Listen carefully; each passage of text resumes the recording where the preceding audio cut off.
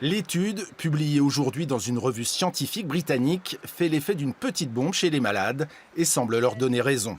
En pharmacologie, lorsqu'un médicament est changé, les essais doivent prouver que le nouveau médicament produit les mêmes effets que l'ancien. Une moyenne est alors établie. Dans ces tests réalisés sur 200 patients sains qui ont reçu les deux formules du médicament, Merck a prouvé que la moyenne était bien respectée, mais selon l'étude, 60% des individus testés présentent des variations hormonales trop importantes.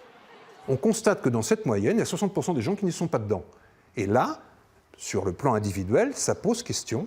Alors on appelait ça un signal d'alarme, on n'a pas dit que c'était bio-inéquivalent, mais disons qu'on aurait pu être peut-être un petit peu plus prudent et se poser la question, mais est-ce que ces 60%, c'est bien la même chose pour eux à titre individuel? Et c'est ça qui n'a pas été fait. L'étude représente un soulagement pour les malades. Ils la considèrent déjà comme une reconnaissance de 2 années de souffrance. Enfin, nous avons des résultats qui confirment ce que nous ressentons, c'est que de toute façon, il y a un problème pour connaître la vérité et que maintenant, au vu de ce qui est publié, j'espère que la justice va être là pour demander l'expertise maintenant au niveau judiciaire de ces médicaments-là. Ils ne peuvent pas faire autrement. Pour mes clients, ça ouvre évidemment la perspective enfin de l'analyse du médicament et d'une indemnisation. Et ça ouvre aussi peut-être une réflexion pour Mme Buzyn sur le fonctionnement de la NSM. Car la NSM, l'Agence nationale de sécurité du médicament, est égratignée par cette étude.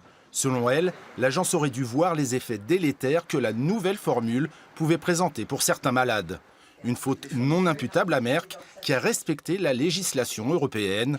Une législation qui devrait évoluer, selon les chercheurs, pour des médicaments aussi sensibles que le lévothyrox.